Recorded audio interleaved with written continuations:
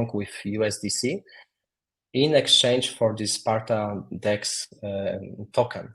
And when you think about it, it's a very good opportunity to farm those 𝗪𝗲𝗋 tokens, since they are not having, a big seed or public sale, it's the number of tokens that were distributed in the seed or public is less than 3%. That the major way of getting the 𝗪𝗲 token is the lock drop campaign, meaning that 𝗪𝗲 is rewarding early users locking their liquidity before the DEX starting. And when you think about it, and when you compare to the other pairs like Arbitrum, Ethereum, or wrapped BTC, which their fully diluted valuation is much higher than GameSwift, this means that probably the way how this airdrop will be distributed is in favor of GSwift, as probably, of course, it's also dependent on the number of tokens locked in this phase. However, my personal opinion is that GSwift is one of the most appealing options to participate. And I also have big expectations about 𝗪𝗲 because it's a gamified DEX. They are building a very unique way of capturing and converting the TVL towards the token utility, thanks to the fact that they are not only the DEX but also the game. And as far as I see, they are approaching the $10 million in TVL while they have not even started. So I expect that this airdrop might be pretty valuable. Yeah, I agree all around. I think the lock drop's a really unique proposition. I love that people can go and use their GSwift tokens immediately. For people who don't know, too, we covered it here on the channel, but GSwift also had an IDO on 𝗪𝗲. Yeah, and it sold out in like, what, 38 seconds or something like that? 47 seconds. 47 seconds, that's what it was. So it's really cool that they're turning right around and then being able to use the GSwift token in that liquidity pool to be able to earn their own tokens. So we talked about this on the show yesterday, guys, but if you didn't watch that one, I would definitely go head over to 𝗪𝗲.io, check out the lock drop. You can literally lock up some liquidity and qualify for that airdrop. And if you are a GSwift holder, you can lock up some of that GSwift as well for from 2 to 52 weeks and qualify yourself for an airdrop. And it's really cool to see. I believe you guys are working closely with 𝗪𝗲. And just quick question. I know recently y'all announced a partnership with Arbitrum. So I know a lot of the modular blockchain features, I believe, are built with Polygon's ZK technology, if I'm not mistaken. How will the partnership with Arbitrum shake out? Where will that come into play? Yes, obviously. So we need to separate our blockchain from the platform itself. The blockchain is built upon ZK EVM technology, but the platform is totally different product. I mean, that, of course, what we could do is, yes, we are going to support only games built upon GameSwift modular blockchain. But in my opinion, that would be a mistake because from the perspective of gamers, it doesn't really matter on which chain the game is based on. So rather than forcing our users into only one blockchain, we are supporting every other significant gaming-oriented blockchain. That's why we are cooperating and having agreements with not only Polygon, but also Arbitrum. We are also having agreement with Casper Network, which is also top 100 market cap chain. Soon we are going to announce some other very big chains. So that's the way of, in my opinion, having the wider, the broader value proposition with not only GameSwift-oriented games, but also from the games from the other blockchains. And when you think about it, it is also very good marketing for the GameSwift itself, because some of those games and the users using our platform might at some point come to the conclusion that, yes, that I see that there's also something like GameSwift modular blockchain. Let's take a look. What is it? Probably if if we would not support other blockchains, then some of them would never come across our product. So that's why we are having agreements with also other blockchains, but it is typically on the platform level.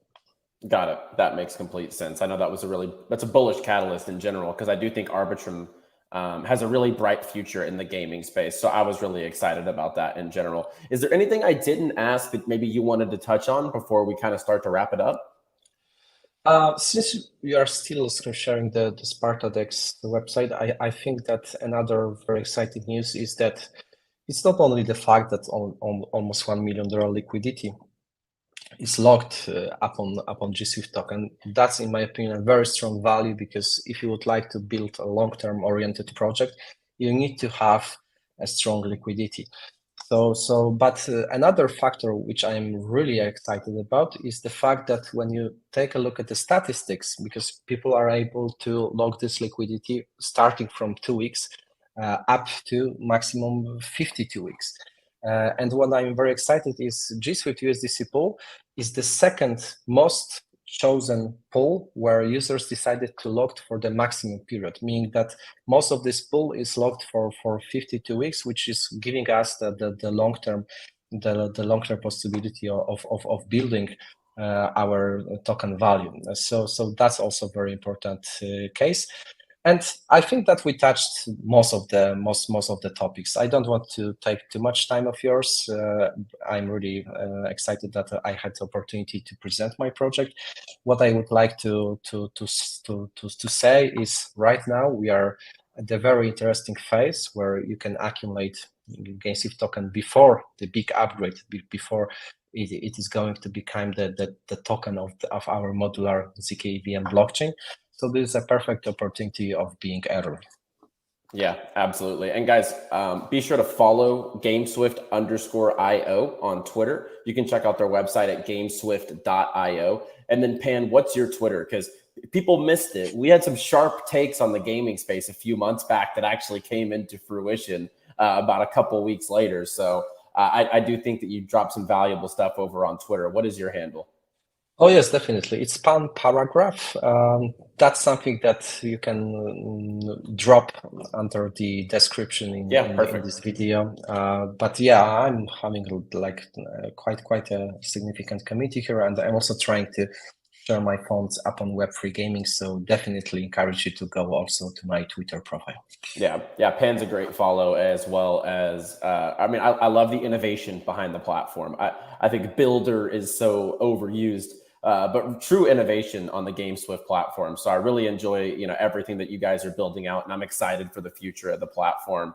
And thank you. I know it's really busy with the token launch and everything going on behind the scenes with the lock drop. I'm sure it's super hectic. So thanks for taking a half hour out of your day and come and join and dropping some value for the listeners here.